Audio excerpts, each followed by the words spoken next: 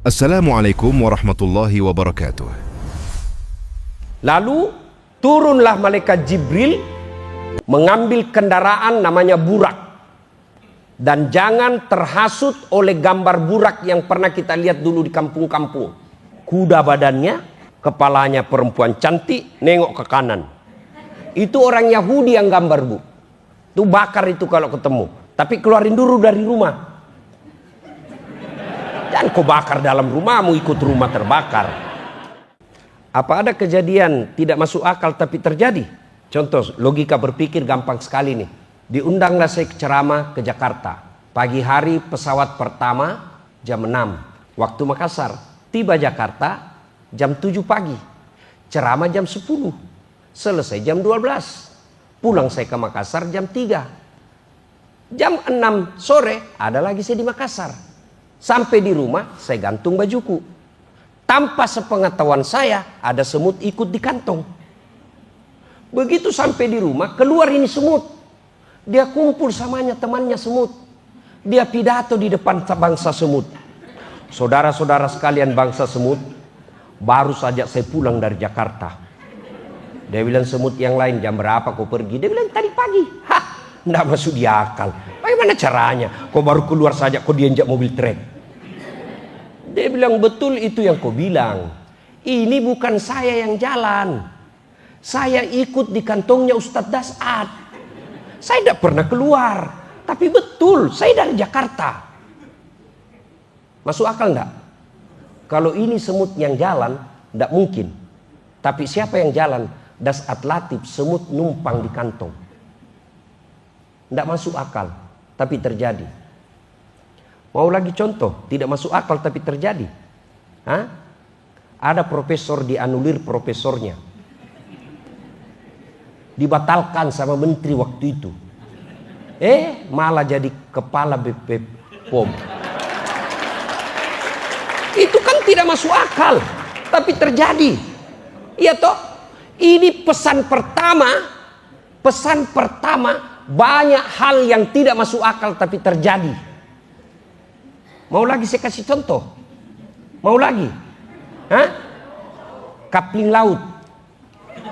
Itu kan tidak masuk di akal laut di kapling. Tapi ada, kita lihat ada. Iya toh? Itu semua tidak masuk akal tapi terjadi. Mau lagi? Mau lagi saya kasih contoh?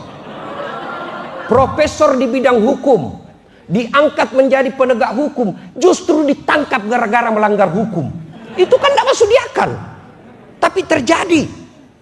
Tidak usah kupersoalkan ini soal masuk akal tidak masuk akal. Banyak kejadian tidak masuk di akal tapi terjadi. Dan saya yakin menurut saintis nanti kejadian Isra Mi'raj bisa dibuktikan secara teknologi. Coba barangkali waktu itu kita sudah tidak ada. Bapak Ibu yang masuk hidup lahir tahun 60-an. Itu dulu kalau orang mau menelpon, dua dipanggil Pak, dikasih begini. Ya Prof ya, baru diputar. Halo, halo, Jakarta, ujung pandang. Halo, itu dulu. Tidak pernah dibayangkan sepupu kita yang ada di Madura bisa transaksi garam dengan sepupunya yang ada di Amerika melalui video call. Hai, ini garamnya. Tidak pernah dibayangkan orang bisa bicara tanpa kabel.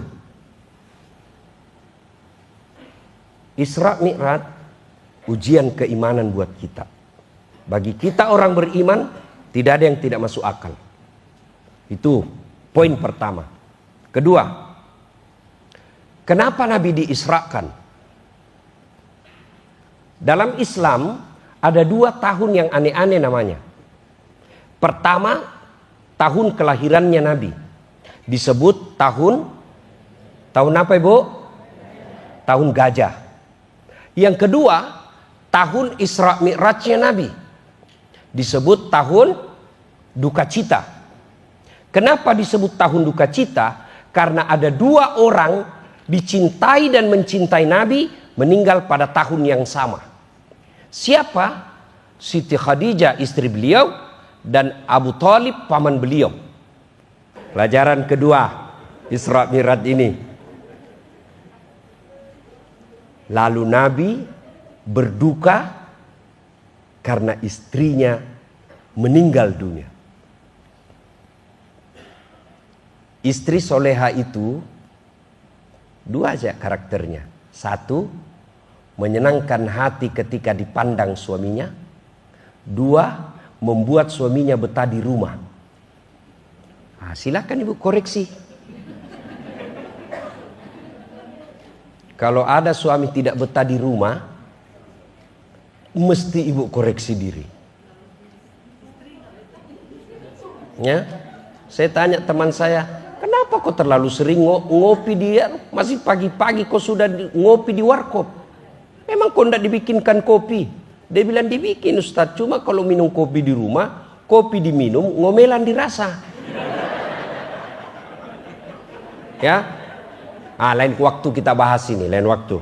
Ya, ini khusus kita Isra Mi'raj. Lalu, mulailah pada saat Nabi berduka itu, Allah perintahkan kepada malaikat Jibril. Jibril, kau jemput kekasihku Muhammad, saya mau hibur dia. Kemana? Ke Ancol. Banyak ubur-ubur. Kemana? Ke Bali. Banyak makhluk halus. Kemana? Langsung ketemu dengan Allah. Agar gampang dipaham. Diundang ke istana, pasti senang. Tapi yang jauh lebih menyenangkan, ketemu pemilik istana, presiden. Ini diundang oleh Allah, suatu kemuliaan. Berdialog dengan Allah pasti jauh lebih mulia. Ibu, bayangkan kalau tiba-tiba dapat WhatsApp dari Bapak Prabowo dengan hormat mengundang ibu makan malam. Saya yakin itu WhatsApp diumumkan satu kantor. Prabowo. Saya ajak dulu waktu Wapres pertama Pak JK, Wapres pertama. Ada kan waktu itu belum ada namanya WhatsApp, kartu lebaran. Istana Wakil Presiden Republik Indonesia mengucapkan selamat Hari Raya Idul Fitri, mohon maaf lahir dan batin. Taqabbalallahu minna wa minkum taqabbal ya karim. Tertanda Muhammad Yusuf Kalla. Itu kartu lebaran saya, Prof. Saya bawa pulang kampung. Saya kasih lihat semua sekampungku, Wapres. Padahal Wapres sudah pensiun. Kita sudah bangga. Bagaimana kalau Allah yang mengundang? Lalu turunlah malaikat Jibril mengambil kendaraan namanya burak. Dan jangan terhasut oleh gambar burak yang pernah kita lihat dulu di kampung-kampung. Perempuan, kuda badannya, kepalanya perempuan cantik, nengok ke kanan. Itu orang Yahudi yang gambar, Bu. Itu bakar itu kalau ketemu. Tapi keluarin dulu dari rumah. Dan kau bakar dalam rumahmu, ikut rumah terbakar. Ya? Nah, sudah. Mulailah Nabi diperjalankan. Subhanalladzi asra bi abdihi lailam minal masjidil haram masjidil aqsa. Diperjalankan Nabi dari Masjidil Haram ke Masjidil Aqsa. Kenapa harus ke Masjidil Aqsa? Tujuannya kan ke langit. Kan bisa dari Mekah langsung ke langit. Ngapain ke Masjidil Aqsa lagi? Boros. Sama kita di pegawai-pegawai negeri. Ada SPJ, tidak ada perjalanan. Ada SPJ-nya. Tapi dilihat, tidak ada perjalanannya. Sopir kasihan setengah mati pergi tanda tangan. Dia tidak dapat apa, tapi dapat dosa. Nanti orang-orang yang suka bikin SPJ palsu, Pak, itu nanti kalau di akhirat disuruh masuk neraka jalan-jalan. Nah, kau jalan-jalan, kau hobi sekali dulu jalan-jalan waktu kau masih aktif di pegawai ya. Kau jalanlah sekarang. Kenapa mesti diperjalankan lagi ke Masjidil Aqsa? Kan bisa dari Masjidil Haram langsung naik ke langit. Orang dari Jawa boleh langsung ke langit. Orang dari Makassar boleh langsung ke langit. Sama kalau dari Makassar mau ke Jakarta. Ngapain lewat Surabaya dulu? Boros anggaran. Allah jawab. Kenapa diperjalankan? Linuriyahu min ayatina. Untuk memperlihatkan sebagian, lihat, sebagian dari tanda-tanda kebesaran kami. Tidak semua, sebagian. Bagi dunia akademik, istilah mungkin cocok chapter, bab-bab kehidupan. Banyak kezaliman, banyak dosa, banyak maksiat, banyak sekali maksiat di dunia ini. Tapi tidak semua diambil dalam Isra Mi'raj, diambil sebagai contoh-contoh kehidupan. Sebagian chapter-chapter kehidupan yang Allah perlihatkan. Inilah tema yang betul. Transformasi nilai-nilai Isra Mi'raj untuk membangun BPOM yang profesional, amanah dan mendunia. Judul disertasi S3 ini.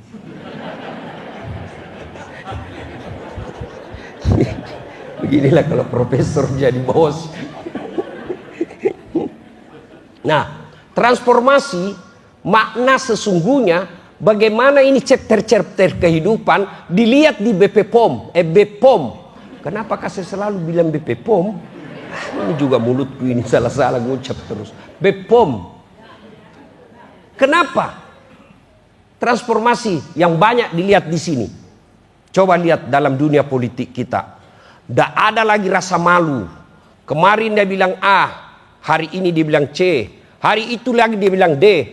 Bagi dulu orang-orang terhormat, sekali kata terucap, kita tahankan sampai akhir hayat kita. Sekarang demi kekuasaan, jilat kiri kanan, kalau pantatnya sekalipun tidak malu kita jilat. Itu kenapa penjilat merusak. Kalau orang diangkat pejabat karena menjilat, kasihan orang yang doktor ke luar negeri, punya kompetensi, punya keahlian, memperbaiki negaranya, tersingkir karena dia tidak punya mental penjilat. Dan orang-orang pintar dan berkarakter, lebih baik dia sengsara hidupnya daripada dia korbankan prinsip hidupnya. Orang penjilat merusak sistem kita. Di BPOM ini tidak usah jadi penjilat. Tidak usah cari muka. Ibu-ibu sudah punya muka. Dan sekarang Prof. Taruna tidak perlu dijilat karena beliau tahu mana orang yang kompeten, mana yang tidak. Tinggal siapkan. Bagaimana mempersiapkan diri? Isi otak. Sekarang hanya orang masa bodoh yang tidak mau pintar. Beda zaman saya dulu mau belajar, belum tentu ada kitab meskipun ada uang. Sekarang, namanya medsos. Tanya apa aja di situ dia bisa jawab. Ada lagi tuh namanya Meta. Kau tulis dia lengkap semua penjelasannya. Ada lagi namanya Google Translate. Mau kau bahasa apa saja dia bisa terjemahkan. Saudaraku, terutama bapak-bapak juga yang punya kompetensi, yang punya kewenangan mengangkat pejabat, mengangkat anak buah kita mau posisi suatu jabatan, jangan angkat mereka karena modal menjilat. Boleh mereka bersilaturahmi ke istri, boleh mereka datang ke rumah, tapi jangan silaturahmi datangnya itu mempengaruhi posisi jabatan. Dia diberi posisi dalam hati, tapi bukan posisi dalam jabatan. Karena kalau diberikan jabatan tidak sesuai kompetensinya, agama kita mengajarkan tunggu kehancurannya. Yang kedua, apalagi yang dilihat oleh Nabi, ada lagi orang yang dilihat, diberikan daging yang halal, harum, matang, di samping kanan kirinya, daging yang bau, najis, berbau, berulat, suruh pilih. Kamu, mana dia pilih? Dia pilih daging yang bau, bernanah, berulat, dia tinggalkan daging yang baik. Nabi bertanya, siapa itu Jibril? Jibril menjawab, itulah pasangan yang diberikan pasangan halal, tapi dia pergi berselingkuh. Ini selingkuh sudah menjadi tradisi masyarakat kita. Banyak di kantor berselingkuh. Bermula dari canda. Pura-pura salah kirim. Kirim lope. Apa maksudnya bang? Oh, salah kirim dek. Sebenarnya tidak apa-apa mas. Makanya dedek nih yang cewek. Cewek. Kalau kau di WhatsApp atau di telepon bosmu, jangan suaramu mendayu-dayu. Di mana dek? Assalamualaikum. Waalaikumsalam. Bagaimana suaminya orang tidak tergoda kalau begitu? Lagi di mana dek? Di rumah aja pak. Lagi ngapain? Baring-baring sih. Jangan begitu karena orang pasti tergoda. Itu makanya sebagian ulama mengatakan suara perempuan itu adalah aurat. Coba kalau kau tegas. Assalamualaikum dek. Waalaikumsalam. Lagi di mana ini dek? Di rumah pak. Emang lagi ngapain? Untuk apa sih pak? Tanya-tanya ini kan bukan jam kantor. Oh 2 kali ndak ditelepon lagi kamu itu. Jangan buka peluang. Apalagi yang kadang-kala membuat perselingkuhan terjadi, curhat di medsos. Tak kusangka kau begitu. Kesepian banget. Di mana di kau? Itu bibit-bibit terjadinya perselingkuhan. Kita mulai dari yang kecil-kecil. Kertas kantor dibawa pulang.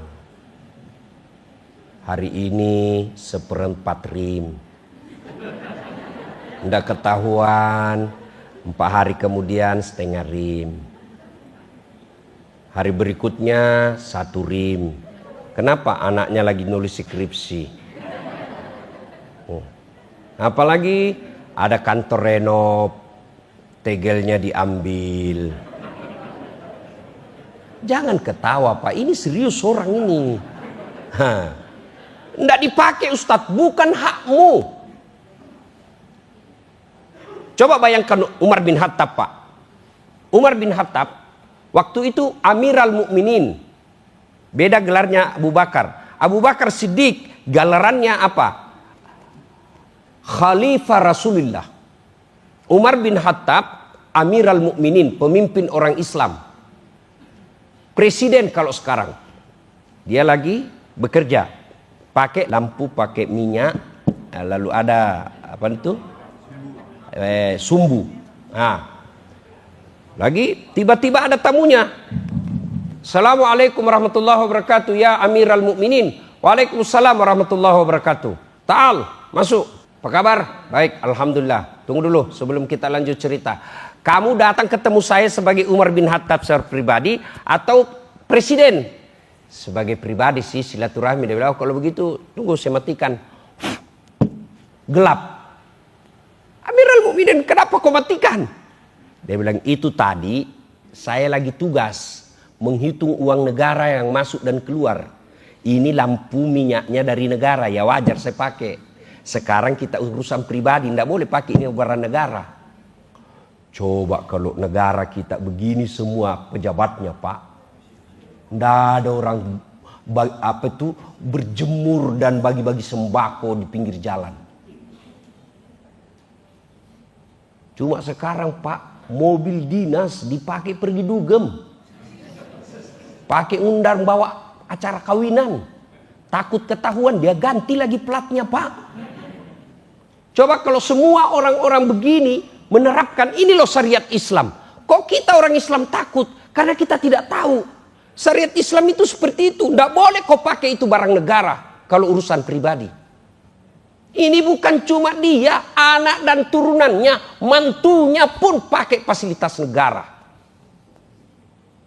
Ini disebut nilai-nilai Isra Mi'raj transformasinya bawa ke sini. Jangan ambil barang negara. Ini adik-adik sekalian yang masih bersih-bersih otaknya dan moralnya, pelihara ini. Yang lalu sudahlah. Kalau kita lihat senior-senior kita banyak menyalahgunakan uang negara, ya mudah-mudahan berikan taubat oleh Allah. Tapi jangan dicontoh.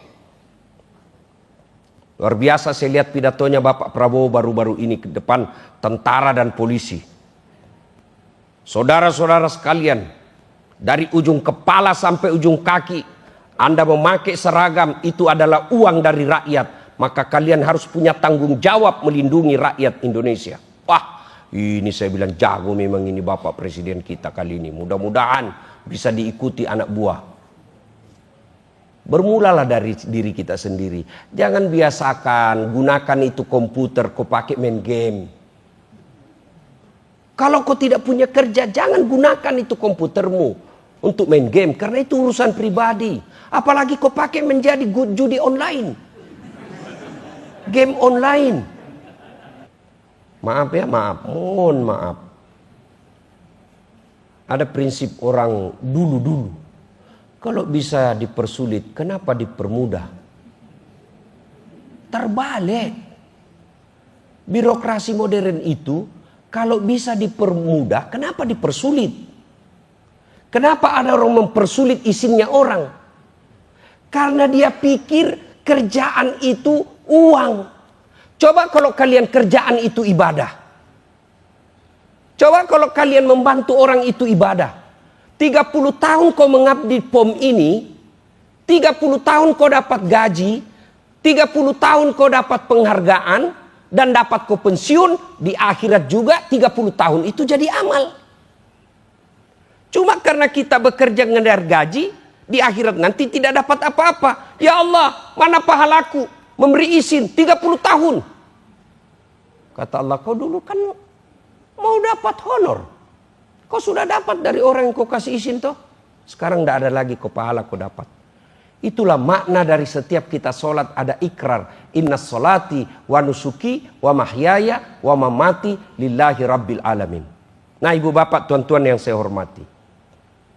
Bagi mereka yang bekerja mengeluarkan izin dengan mempermudah orang. Tentu dengan tetap melihat syarat-syarat ketentuan telah terpenuhi, dia tidak persulit, bahkan dia bantu orang, saya yakin hidupnya akan dimudahkan oleh Allah.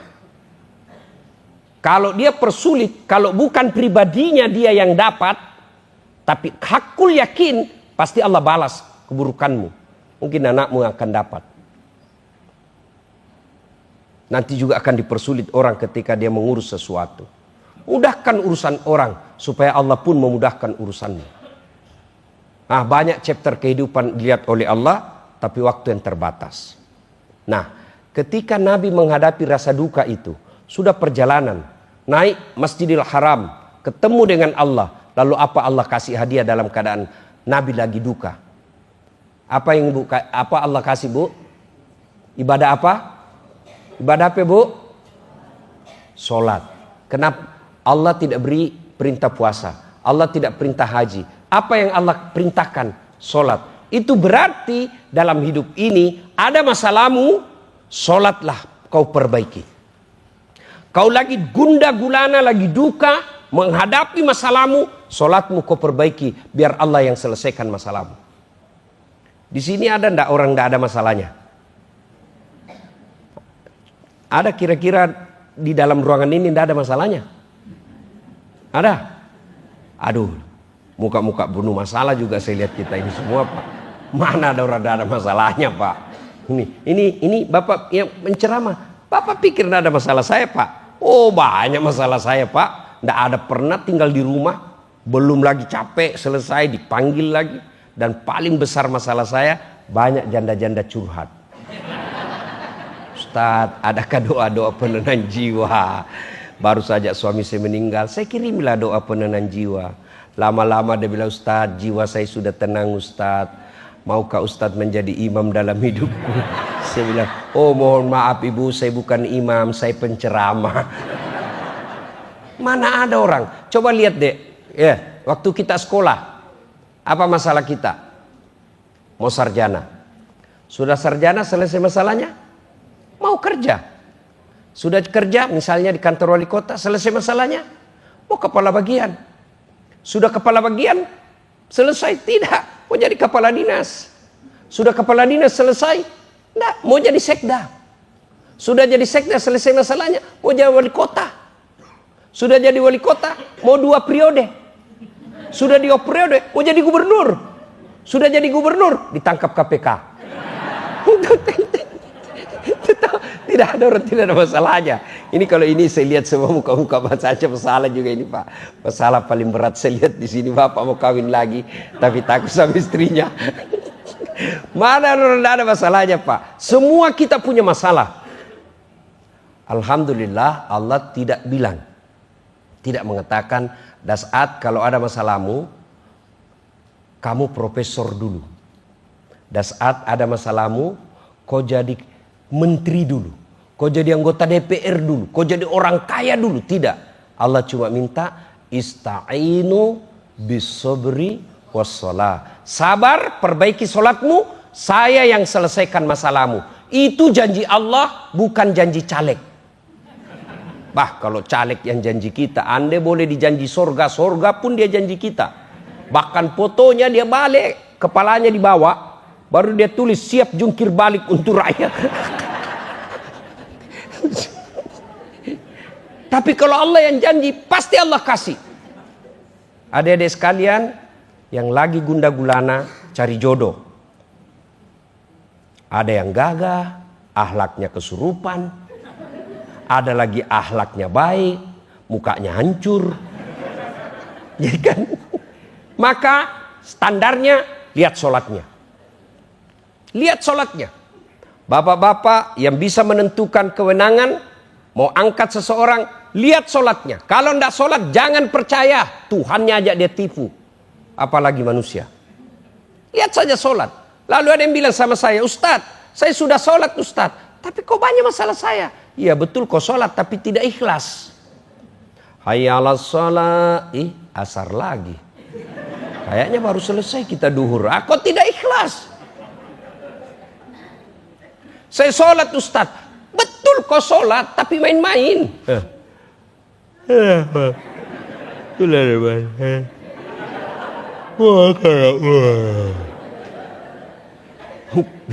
Bapak Ibu ketawa karena membayangkan diri sendiri kan. Sholat bukannya ingat Allah, ingat duit. Allahu Akbar. Duit tadi 200.000. Beli bensin 100.000. Kuota 50.000. Mana ini 50 ya? Rakaat kedua masih dicari tuh. Rakaat ketiga belum dapat. Begitu salam, oh di bawah sadel. Nah, berarti selama sholat dia nggak ingat Allah, cari duit.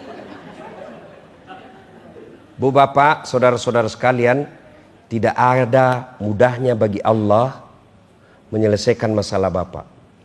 Sesuatu yang tidak masuk akal saja Allah bisa selesaikan kalau Allah berkehendak. Ada enggak di sini yang bisa tidur 2 hari 2 malam enggak pernah bangun? Beda kalau koma ya, tidur. Ada enggak? Tidur 2 hari 2 malam enggak bangun-bangun. Enggak mungkin. Menurut ilmu tidak mungkin.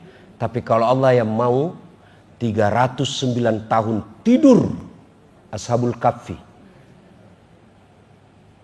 Ada enggak di sini bisa hidup dalam perut ikan? Ada? Kalau saya ikan masuk perut saya.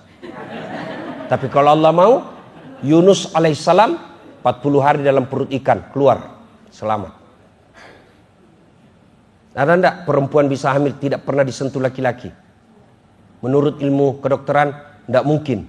Tapi kalau Allah yang mau, Siti Maryam, wanita suci mengalahirkan Isa alaihissalam. Cuma sekarang banyak perempuan mau sayangin Siti Maryam. Hamil dari suaminya, beleng-beleng.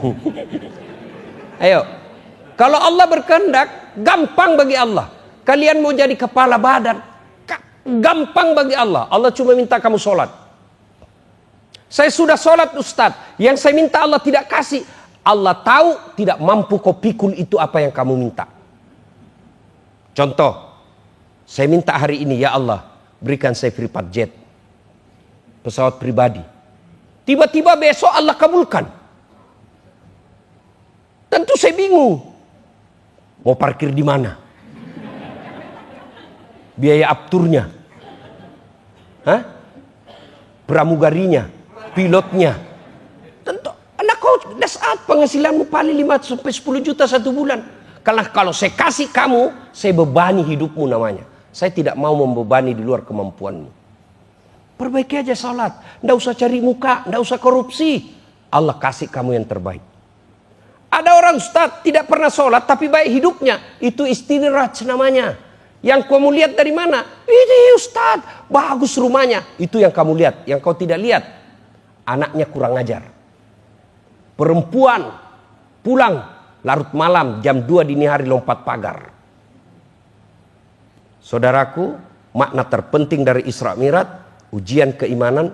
Yang kedua, semua punya masalah, selesaikan dengan perbaiki sholat. Tak banyak cerita, tidak ada guna pulang pengajian ini kalau masih ada di antara kita pulang masih tidak menunaikan sholat dengan baik. Ada yang bilang, kenapa kau belum sholat? Ustaz, saya masih tukang gosip.